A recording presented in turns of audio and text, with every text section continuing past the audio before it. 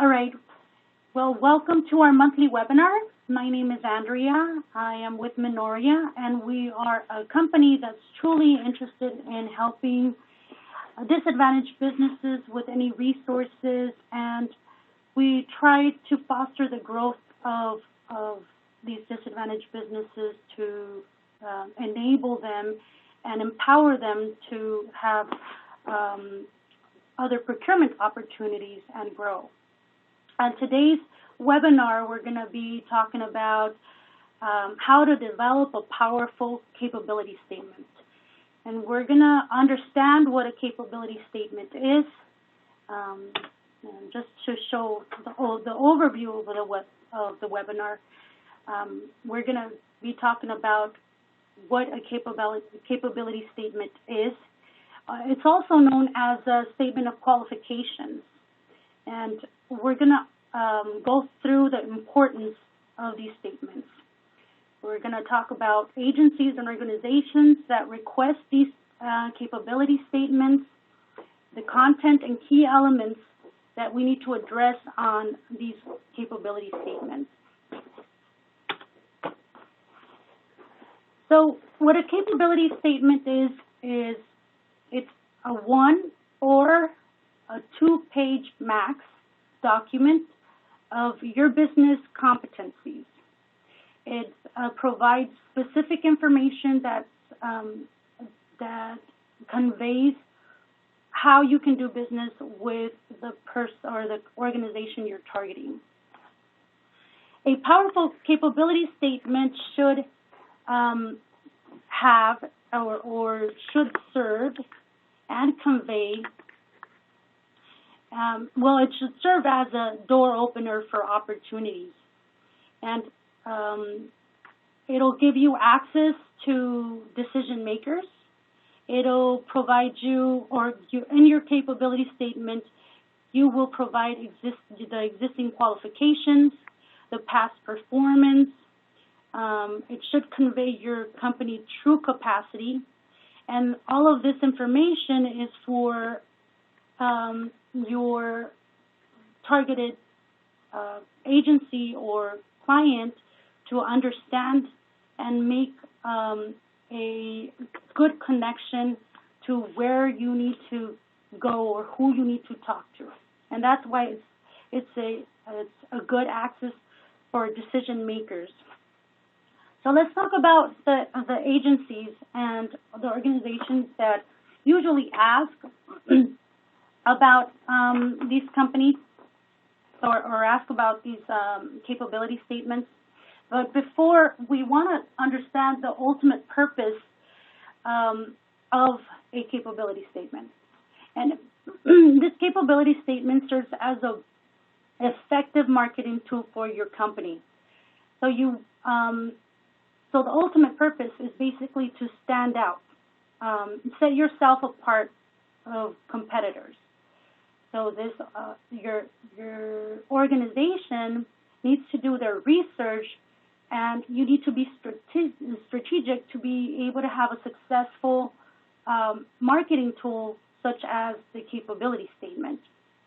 And we highly recommend to go, if in case you haven't gone through the thought process of what organizations you really want to target, because there's so many out there, I highly recommend you to go to our YouTube channel. We had a previous webinar that talked about planning and being strategic and identifying the correct organizations you should do business with. And these slides will be presented and provided once we complete the webinar.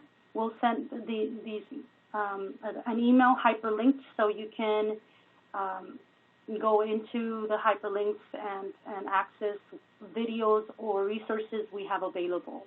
Okay, and I'm sorry, I really went into the webinar and I forgot to explain that towards the end we are going to answer any questions. We're going to hold off the questions and answer them towards the end of the session. Okay. So now, in regards of opportunity of the capability statement and providing opportunities or getting opportunities.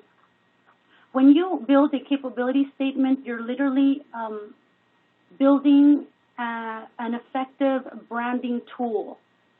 So it's essential that you, once you identify what organization you want to do work with and you want to build a relationship, you speak their language. You understand their procurement process. It's important that you are consistent in your image and the way you're portraying your organization and its professionalism. Also, you have to keep in mind that each agency has its own mission and focus.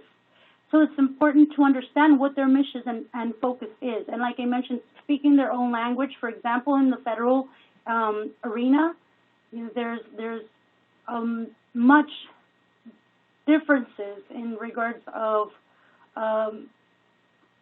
whenever you have a one-on-one with an official, you really want to talk about their process of being able to do work with. So in regards of their mission, they state certain factors where you really need to understand different procurement vehicles. So it's highly important to try and do a lot of your homework before and cater these capability statements according to the agency you want to do business with. So this capability, whatever capability statement you create, it's obviously not going to be a general capability. You might want to do a general capability statement overall, but whenever you have identified certain organizations, you want to cater your information to what the organization is expecting of contractors, of service industries. So you really want to make them feel that you're speaking directly to them, and you're hitting the target of what they need and their soft spots. So now let's talk about agencies and what organizations are the organizations that usually and typically request and expect you to have a capability statement. Any federal and public agencies. So if you're still not ready for federal agencies, but you're doing public works, or you're wanting to work with a city in any area of Southern California, and it's national, then you would need to provide a capability, an effective capability statement. School districts, city officials it's highly important to provide that information to all these organizations. Let's say you're a subcontractor and you're wanting to do business with a large prime. Large prime contractors are also expecting you to provide a capability statement or statement of qualifications. And like I mentioned, the verbiage and the content you provide for a federal agency or a public agency is going to be completely different from the content you'll provide for a prime. Usually, if you want to target a prime contractor, you'll be able to explain that you might be a contractor that understands prevailing wage. In your capability statement, you might need to show past performance with other large contractors and so forth. Other organizations are the Department of Transportation and the Utilities Commission. Anything that has to do with these industries usually require or expect a very thorough capability statement. And of course, large corporate 500 companies. So if you already do business with private industries and you haven't found the need to develop a capability statement, If you want to merge to doing business with larger organizations and start working in trying to coordinate a one-on-one, then you'll probably need to develop an effective capability statement, because once you start doing like a matchmaking session from, let's say, an organization you're a member with, for example, WeBank, the Women Business Enterprise Council, or the Southern California Minority Development Center, those organizations usually coordinate a one-on-one with larger corporate organizations and city officials, federal agencies, and it's very important for you to make sure that you're equipped and you prepared and you have a very exclusive capability statement that's communicating directly to that industry or that trade. Okay, so now let's talk about how important it is to address the content and the essential elements that you have to include in a capability statement. Now, the more simple you can do a capability statement, the better. You don't want something that's overwhelming a page of information, right? But it is that's the challenge of this marketing tool. The challenge is that there's so much information that's expected in a capability statement. How are you going to make it pleasantly visual, right? So that's usually the challenge that most companies have. And of course, how can you make it unique? How can you show what your company culture is, how your organization really, how can you reflect your organization through this capability statement? And essentially, there's 5 key elements that you want to consider. You want to consider your core competencies, your past performance and differentiators, your corporate data, and of course, just your basic information of how to contact you. So let's go one by one and sort of go more into detail what you need to include on these 5 elements. So in regards to the core competencies, you want to provide a short introduction statement where your company is highlighting the competencies that the agency needs. So that's where the research comes in, right? And understanding your target market.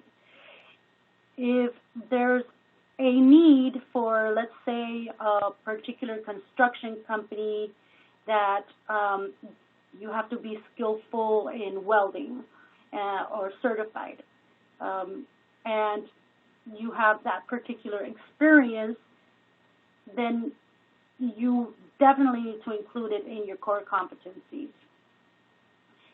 This is, you don't want to show, you don't want to talk about everything that the firm does. You just want to highlight the important, what you're going to be of value to the agency, right? The important key factors of service that you can deliver to the agency that's going to be the best outcome for the agency.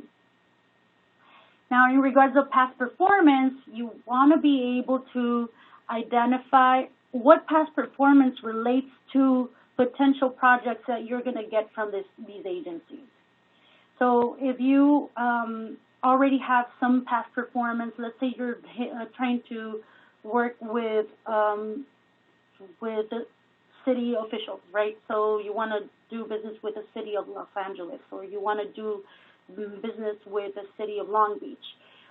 Well, you want to show that you've had past performance with other cities and you know their process, because usually there's a typical process you engage into.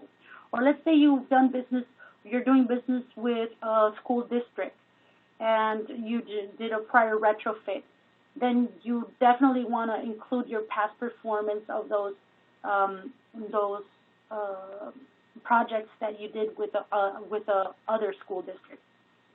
Now, if you don't have any past performance related to the agencies, but you're targeting that agency because you know you can present some value, you have some amount of experience. Sometimes you even have experience with a large contractor, right? But now you want to go as a prime, then you definitely want to include your experience related to the past performance you did with the prime contractor. But if you don't have absolutely anything, you just have past performance in the private sector and you're targeting the public agencies, then just don't put anything. Just don't put anything. It's better for you to show something that's related than not show something that's out of the scope of work they're asking for. Okay, and of course differentiators. There's a lot of capability statements out there that forget this part. It is important to include differentiators. And the reason why it's important is because you're putting in a very specific, simple way, ideally in bullet points, what your differentiators are. So let's say you do specific welding, right, that you know that this agency needs. But besides that, you're also certified as a hub zone, or you're certified as a woman-owned. You have certain machinery that you want to be, that's not common within other contractors to have that type of machinery. Anything that you believe differentiates you from competitors, okay? Make sure you include that in your capability statement. Now, essentials, the company data is very important in this area. And this is very, very straightforward company data where they can see that you are going to match certain requests of proposals, requests for qualifications type projects. So company data includes the size of your firm, right? So what is the size of your firm? Maybe you can relate it to your revenue, or how many employees you have, or the typical geographic area you're covering. So if you are covering just Southern California, then they'll know that only in Southern California you'll be able to execute any of the projects. So if they, let's say this agency representative, you're doing a matchmaking or a one-on-one with them, if they serve the Northern California area, but they see in your company data that you only serve the Southern California area, then they're going to be able to connect you with representatives, small business liaisons, or contracting officers that are in your area. That's why it's so important to be very transparent and clear about where you want to be, where you're at, and what areas you serve, right? Also, you got to have I didn't include it in the bullet point, but it's important to have insurance and bonding capacities for your company.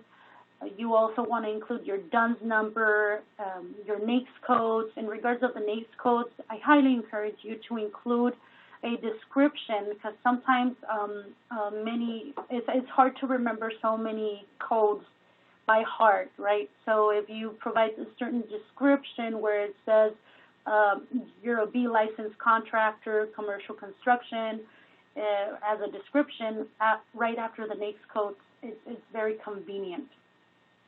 And I'm providing all this information because I personally have gotten feedback with small business representatives or small business liaisons, and they provide they get to see capability statements all the time, and this information that I'm delivering to you is information and feedback I've received from these officials to have a really effective and powerful capability statement.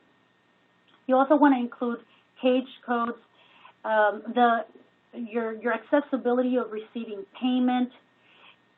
If in case you're, let's say you're doing federal work, it's more, and sometimes it's also typical in public works where you have certain vehicles, right, where contracting vehicles that you can address, and if they are, and if they have access, they'll be able to award you a contract through that vehicle. So, for example, job contracts in public works are very common. The GSA schedules in federal contracting is very common, and PQSP, IDIQ, just different vehicles that are very common, where you can address it, and then as soon as you address it, they see those key elements and key vehicles that you're in, and they automatically just remember that they can use you for that type of vehicle. And of course, any basic information of your company, address, phone number, point of contacts, emails, that's highly important. You want to make sure that you can be accessible, and people, once they evaluate your capability statement, that contact information is right in front of them, where they can pick up the phone or send you an email right away. And that's about it. I mean, it's short and sweet, but it's very important to try and get these key elements for your company and show your professionalism, show that you know what is expected through these agencies. And hopefully all of this information helps you. Does anyone have any questions? And I have Jonathan with me that's also a point of contact for our organization, and he usually helps me with any questions and addressed by the end of the webinar. So Jonathan, is there anything?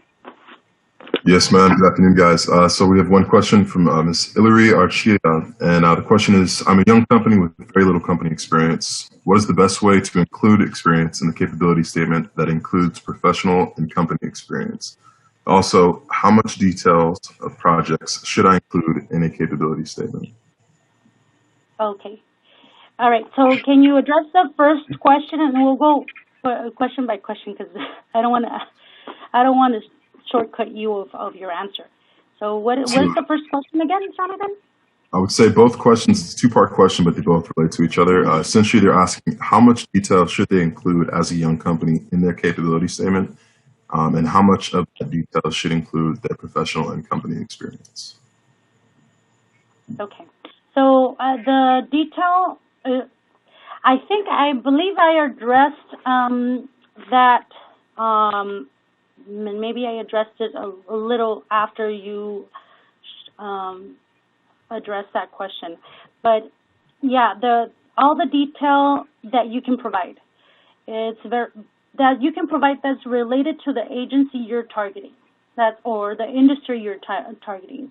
If you have certain experience, you're a young company and you have certain experience, but the experience isn't directly towards the agency you're targeting, but it's indirectly. It's very, especially if you're a young company, it's very important for you to do your research and identify organizations that are going to be able to help small businesses. So, for example, if you're looking to do business, and you already saw how many companies and agencies request these type of capability statements. But let's say you want to do, you're thinking of doing business with GSA or the NASA or any federal entity the Army Corps of Engineers, Army. You really, I highly recommend you to do little by little. So a lot of our organizations feel like they can do business with a federal, federal entities, which most likely you might be able to do it, but it's an industry that's a little harder to get into. So maybe taking it step by step.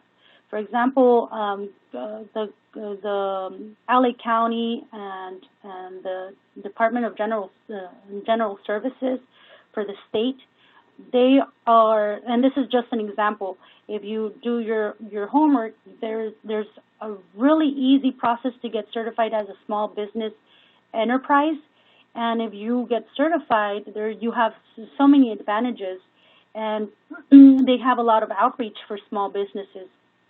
So that might be your first step into the public works organizations, and then later you can evolve to the federal gambit. But if you're in the private industry and you're trying to go into larger Fortune 500 companies, then you would need to go through the thought process of what past performance have I done. And like I mentioned, if you cannot relate any past performance that's related to their interest or their expertise, then you probably don't want to even address it. You also need to do your homework when it comes to working with large contractors, primes, because a lot of them are union. And let's say you just know how to do prevailing wage, or you don't even know how to do prevailing wage, you just do regular payroll, then it's very important to get educated in that aspect. So hopefully that explained a little bit of what content you're supposed to put in. Any content, any information that you have in past performance, even if it's personal past performance. I've had situations where this is a young company, but the owners have thorough experience through other organizations they worked with, right? So if that's all you have for your capability statement to show, provide that experience, but be very careful in not in how you present it. Present it in a way where you have that past experience, but don't present it like your company did that, performed it, right? It's more of the owners. Explain that the owners have this past experience, and this is why you went your own way. Any other questions? Yes, ma'am. We have one more question from Cassie Eads. She states, if I'm linking my capability statement to my website, it should be generalized like an overview, correct? Yeah, so what we usually typically recommend whenever we're connecting or we're consulting to companies is that the capability statement needs to be catered to certain industries, but you're definitely needing to have a general one, right? And these general ones are typically, you typically carry them whenever you're not sure who you're going to encounter. Any networking events, you might want to just have a general one. That way, whenever you're connecting, you provide just the basic and key elements that the company does. And eventually, once you start connecting and identifying that there's a prospect, then you can swip up your next capability statement that's more catered into that industry. But it's almost like it's literally a resume for your company. So yes, you will need to provide a resume on your website. It's more important. Technically, that website is your resume, but it's always nice to download a capabilities, to have access to a capability statement where you can download. So yeah, general on whenever you go to networking events, on any of your digital platforms, but specific whenever you know you're going to be connecting with a certain industry or field or with certain organizations that you're wanting to do business with. Anything else? All right, there are no other questions at this time. Great. All right. Well, if you do have questions, we are providing, like I mentioned, we are providing a copy of the slides for you, all hyperlinked, and we highly recommend you to subscribe to our channel for more information, because we do, besides the webinars that we post there, once we execute them, we also provide mini clips of, you know, challenges that sometimes contractors face or business in general. And then we also provide with free assessment. If you want to understand your capacity and you really don't have an idea of what step to take in order for you to grow or expand, or what's the best scenario to have that jump through hoops for that growth, we do provide these assessments where we're going to be able to address your capacity, provide free resources. We also give you recommended construction niche professionals that later on, as you grow, might be really good connections and contacts for you. A list of organizations we recommend you to be a part of. That way you can connect with the right resources and the right decision makers. And of course, we address any solutions we might see that you need to get your company more efficient and more automated and systematized. So, and this is a free assessment. This is free. Like I mentioned, our organization is highly interested in helping any type of disadvantaged business to grow and to be able to get more procurement opportunities. So feel free to connect. And I believe that's it.